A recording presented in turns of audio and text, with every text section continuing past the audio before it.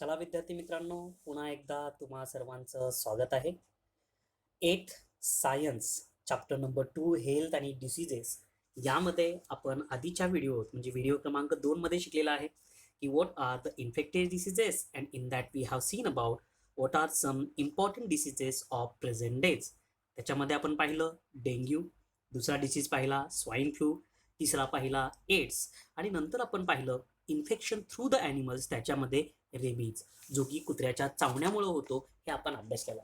So without wasting time, in this video, we are going to talk about the next part from the chapter, that is non-infectious diseases. तर मला पहिल्यांदा तुम्हाला सांगायचं आहे non infectious डिसीजेसची definition आपल्याला कशी करतात. So the definition of non infected diseases is very simple, that diseases which do not occur through infections, म्हणजे जे डिसीजेस इन्फेक्शनमुळे होत नाहीत, not through the infections, and body contacts are called as non infect diseases. म्हणजे body कॉन्टॅक्टमुळे पण होत नाही आहे आणि इन्फेक्शन सुद्धा त्याचं होत नाही आहे, त्याला आपण काय म्हणतोय, नॉन इन्फेक्टियस डिसीजेस म्हणतो. मग आता नॉन इन्फेक्टिव्ह डिसीजेस जर एकाकडनं दुसऱ्याला होत नसतील तर हे रोग कसे होतात.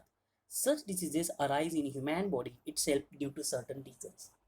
एखाद्या व्यक्तीच्या शरीरामध्ये काही विशिष्ट बदल झाला तर त्या कारणामुळं त्या व्यक्तीच्या शरीरामध्ये हा रोग निर्माण होऊ शकतो. मग असे नॉन इन्फेक्टेड डिसीजेस कोणते आहेत, तर आपल्याला या पाठामध्ये शिकायचं आहे. पहिला आहे तो कॅन्सर, ज्याला की आपण मराठीमध्ये कर्करोग असं म्हणतो.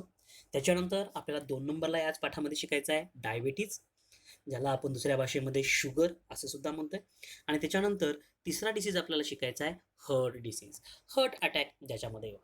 So when we are talking about the cancer, we have to think about the definition of cancer. Cancer means the uncontrolled and abnormal cell growth called as cancer. म्हणजे एखाद्या व्यक्तीच्या शरीरामध्ये सेलची ॲबनॉर्मल ग्रोथ होते आणि अनकंट्रोल्ड ग्रोथ होते, and there is a formation of group or lump of cancerous cells that is called as malignant. आता प्रश्न येतो की हे मॅलिग्नंट म्हणजे नेमकं काय, लक्षात घ्या, तुम्ही लिहून घेऊ शकता. मॅलिग्नंट ह्याचा अर्थ असणार आहे एक प्रकारचं अर्बुद, जे की दुर्दम्य आहे आणि त्याच्यामुळे शरीरात गाठ तयार झाली की त्याला अर्बुद असं म्हणतात आणि त्यालाच आपण दुसऱ्या भाषेमध्ये कॅन्सर असं म्हणतो, हे आपण लक्षामध्ये घ्यायचं. आणि हा कॅन्सर शरीरामध्ये एखाद्या व्यक्तीला कुठं होऊ शकतो, तर वेगवेगळ्या ऑर्गनमध्ये होऊ शकतो. जसं की ऑर्गन्स लाईक लंग्स, म्हणजे आपण म्हणतो फुफ्फुसाचा कॅन्सर झाला, माउथ आपण म्हणतो त्याला तोंडाचा कॅन्सर झाला, एखाद्या व्यक्तीच्या जिभेला झाला त्याला टंग कॅन्सर, स्टमक कॅन्सर. स्त्रियामध्ये शक्यतो ब्रिस्टमध्ये हा कॅन्सर दिसून येतो, त्याला ब्रिस्ट कॅन्सर असं म्हणतात.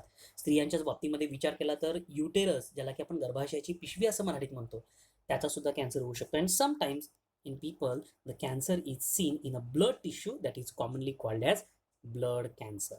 So after this we have to think about what are the reasons behind the disease cancer. बघा बाळांनो, पहिली गोष्ट तर तुम्हाला क्लिअर झाली पाहिजे की हा डिसीज एका व्यक्तीकडनं दुसऱ्याला होत नाही, म्हणजे हा कॉन्टॅजियस नाही आहे, but it is non contagious and it is arised in the living organisms or the human beings due to their body problems. मग काय कारण आहेत नेमके ह्याच्या पाठीमागे की हा रोग एखाद्या व्यक्तीला होतो. First is that consumption of tobacco, gutkha, smoking, alcoholism.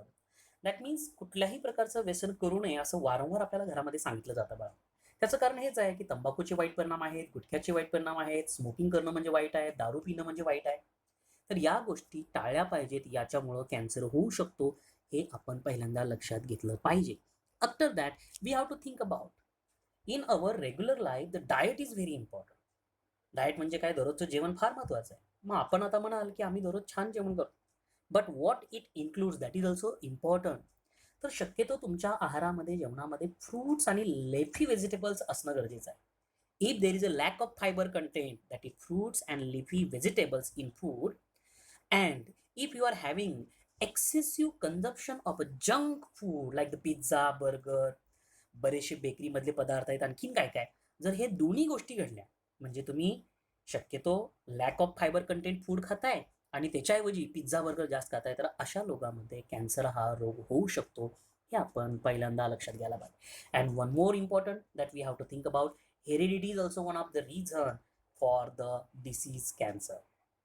अनुवंशिकता आपण ज्याला म्हणूया, एखाद्या व्यक्तीच्या घरामध्ये पहिल्यांदाच कुणाला तरी असेल तर तो may be due to the heredity, त्या पुढच्या व्यक्तीला होऊ शकतो ही तिची कारण आहे. After that now we have to think about what are the symptoms of cancer. एखाद्या व्यक्तीला कॅन्सर आहे हे कसं ओळख.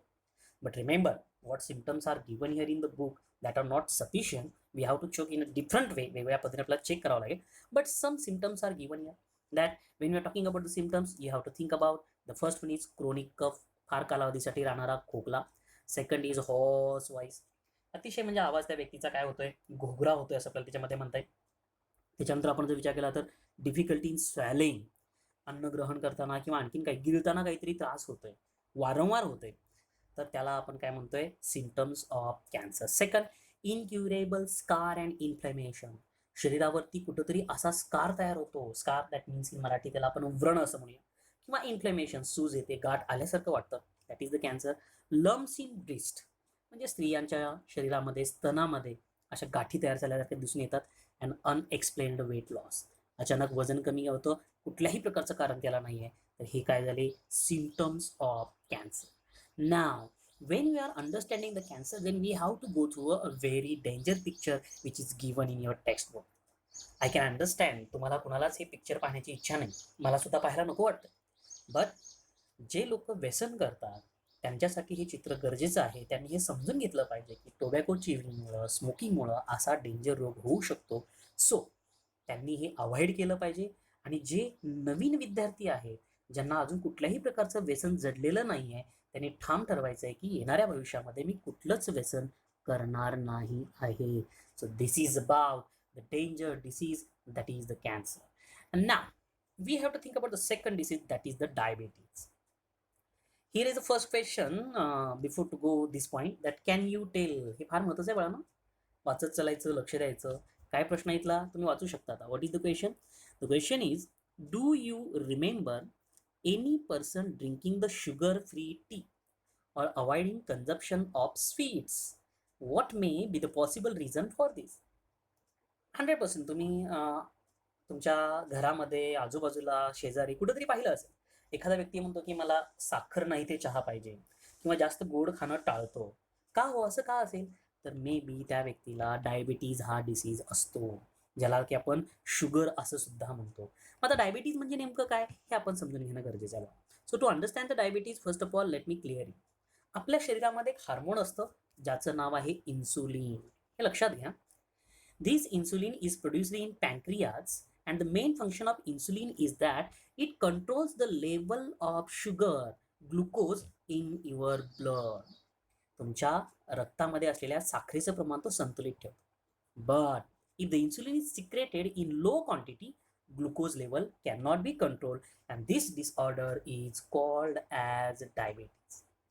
म्हणजे आपल्या रक्तामध्ये साखरेचं सुद्धा प्रमाण असतं, शुगर ग्लुकोज लेवल आपण त्याला म्हणतो, आणि याला कंट्रोल करण्याचं काम इन्सुलिन करतं. पण इन्सुलिनचं जर काम थांबलं तर हे प्रमाण वाढतं, आणि त्यामुळे निर्माण होणाऱ्या रोगाला आपण डायबिटीज असं म्हणतो.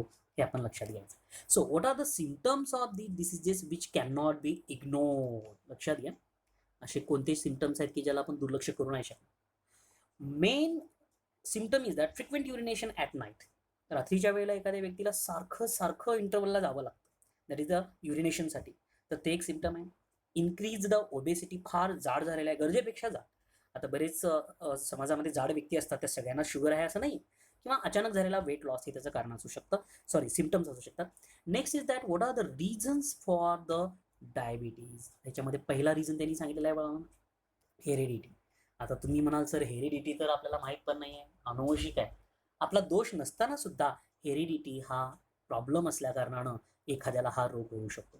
नेक्स्ट आहे ओबेसिटी, ज्याला की फार जाड असणार आपण असं म्हणूया. Lack of physical exercise. बघा, म्हणजे व्यायाम जर तुम्ही अजिबातच करत नसाल, एखादा व्यक्ती फारच कमी एक्सरसाइज करतोय किंवा डेलीवर काय बसून आहे, त्याला सुद्धा हा रोग होऊ शकतो. And the next which is very important, nowadays everyone is saying I am in the stress, I have a stress, mental stress. तर स्ट्रेस कोणीही घेऊ नका, हे सुद्धा एक प्रकारचं कारणीभूत घटक आहे. कशासाठी? तर आपण लक्षात घेतोय तो डिसीज डायबिटीजचा. मग आता प्रश्न असा येतो की ठीक आहे सर, आता डायबिटीजचे आम्हाला सिम्पटम्स कळाले, रिझन्स कळाले, what are the preventive measures, तुम्ही याला कसं थांबवू शकता? तर आपल्याला सांगता येतं, following the proper diet, correct diet घ्या.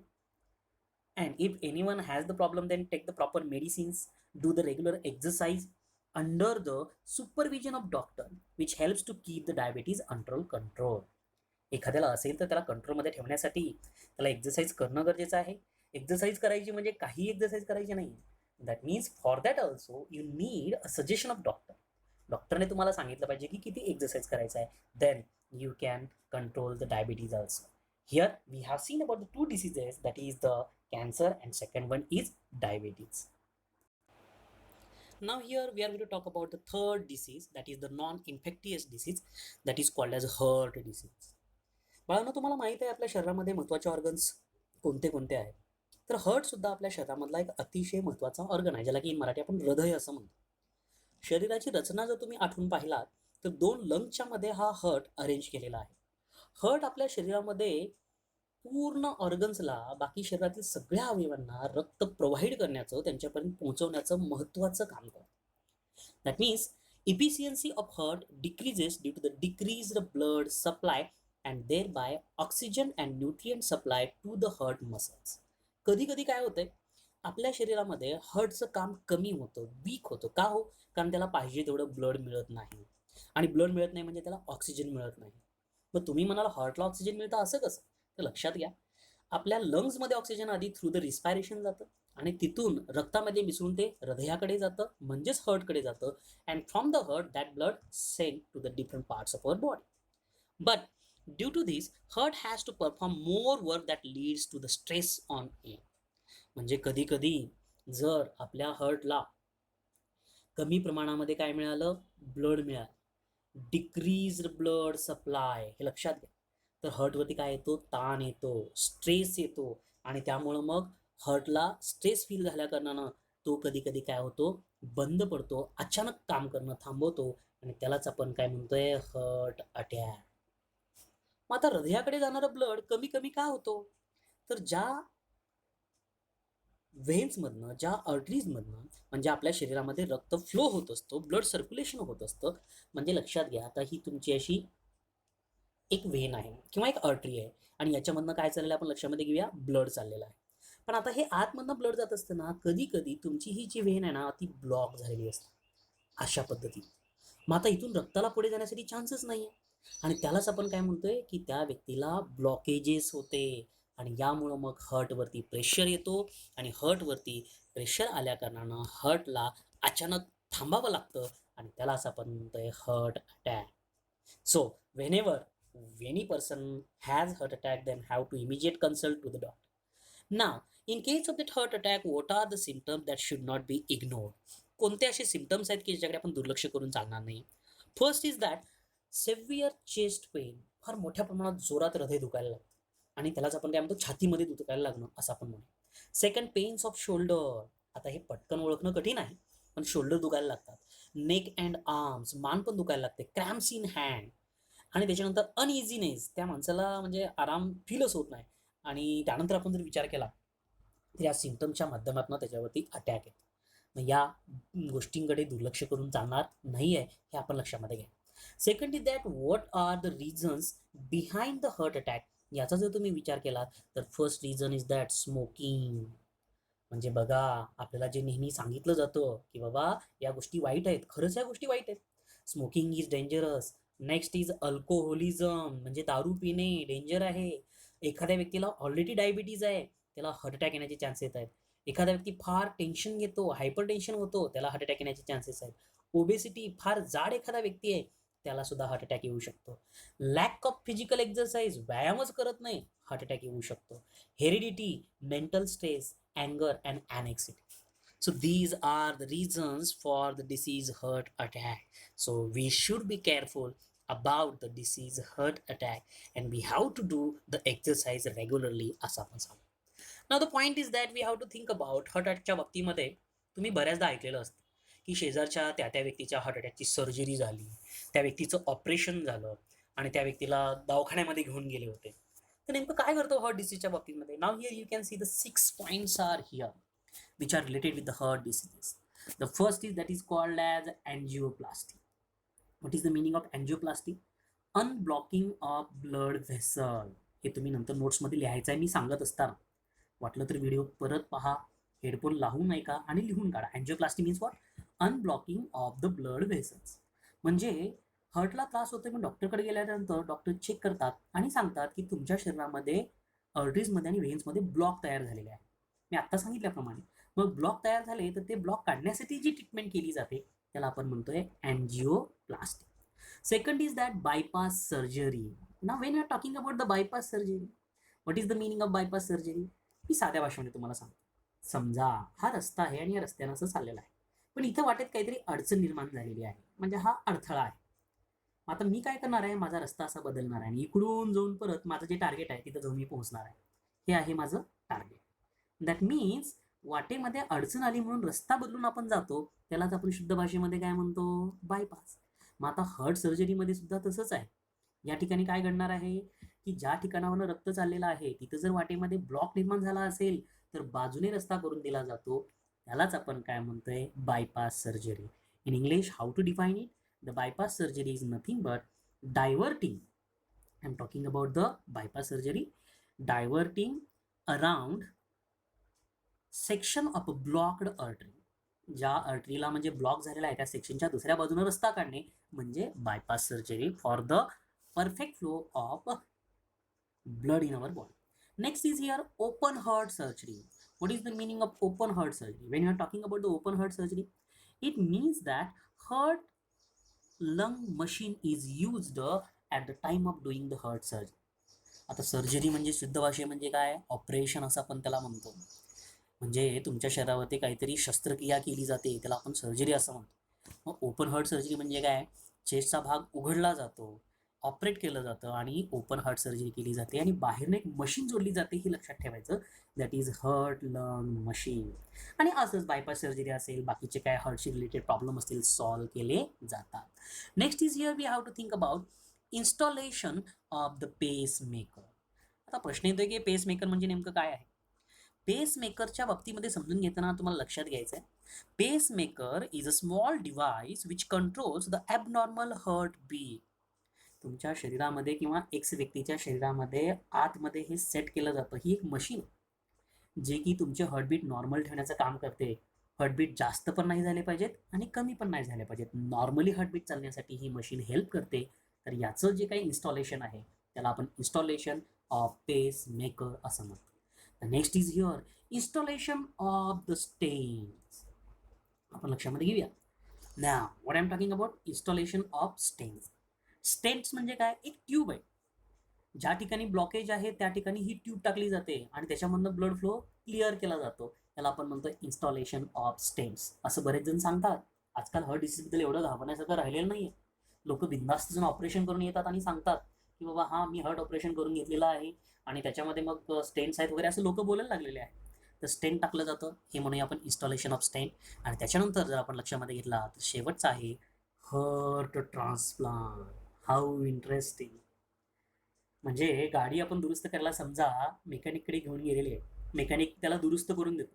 पण कधी कधी मेकॅनिक काय म्हणतो की आता तुमच्या गाडीची बॅटरी खराब झालेली आहे, ही बॅटरी काढून आपल्याला दुसरी बॅटरी घालावी लागेल. Similarly in case of human body also, if the heart is not working efficiently, if it is becoming or it is became too weak, फारच खराब झालेला हार्ट, त्यावेळेला त्या व्यक्तीच्या शरीरामधलं हार्ट काढायचं आणि त्याच्या जागी दुसरं हार्ट लावायचं. या प्रोसेसला आपण म्हणतोय हार्ट ट्रान्सप्लांट. ऐकल्यानंतर थोडंसं टेन्शन येण्यासारखं आहे, पण आपण जर विचार केला, मानवाने आज एवढी प्रगती केलेली आहे की या प्रगतीच्या माध्यमातून आपल्याला सगळं काही सहजपणे शक्य आहे. याचा अर्थ आपण काळजी नाही घ्यायला पाहिजे असं नाही. उपचारापेक्षा कधीही prevention is best. So we have to remember, prevention is better than cure. कधीही एखादा रोग होऊ नये म्हणून काळजी घेतलेलं चांगलंच आहे, तो रोग झाल्याच्या नंतर त्यावर ट्रीटमेंट करत बसण्यापेक्षा. सो इन शॉर्ट आपल्याला लक्षात काय ठेवायचं आहे बाबांनो, की या सगळ्या रोगांच्या बाबतीमध्ये जसं की हार्ट डिसीज असेल, ज्याच्या आधी आपण पाहिला डायबिटीज, आणि त्याच्या आधी आपण पाहिला cancer. In case of these three diseases, some important things are there that you should be take care of your body very properly. That you have to do the exercise regularly, you have to take the good food, and then you have to maintain your body in a perfect way. तुम्ही कोणत्याही पद्धतीनं तुमचं शरीर चांगलं ठेवा, पण चांगलं ठेवणं गरजेचं आहे. Avoid the all type of addictions. कधीतरी म्हणून एकदाही म्हणून कुठल्याही प्रकारचं ॲडिक्शन करू नका. अशा पद्धतीनं आपल्याला रोगापासून वाचता येतं. असं आपण आजच्या या तासामध्ये 3 नॉन इन्फेक्टियस डिसीजेसबद्दल पाहिलेलं आहे. That is the cancer, second is diabetes and the third one is heart disease. तर मला वाटतंय की नक्कीच ज्या पद्धतीनं मी इथं सोप्या भाषेमध्ये तुम्हाला सांगितलेलं आहे, सर्वांना कळलंच असेल. तर नक्कीच असेच आणखीन पुढचे व्हिडिओ तुम्हाला मिळत जाणार आहेत. व्यवस्थित अभ्यास करा, पॉईंट्स लिहून काढा. ज्या शब्दांचा अर्थ मी मध्ये शिकवताना सांगितलेला आहे, त्या शब्दांचा अर्थ लिहून घ्यायचा आहे. तुमच्या पुस्तकामध्ये त्याला टिक करायचा आहे आणि अशाच पद्धतीनं अभ्यास कंटिन्यू ठेवायचा. Next period, that means in next video, we will talk about the ending part of second chapter, that is misuse of medicines and then generic medicines and lifestyle and diseases. Till then, bye, tata, see you. सगळ्यांनी काळजीपूर्वक या व्हिडिओचा अभ्यास करायचा आहे. Thank you.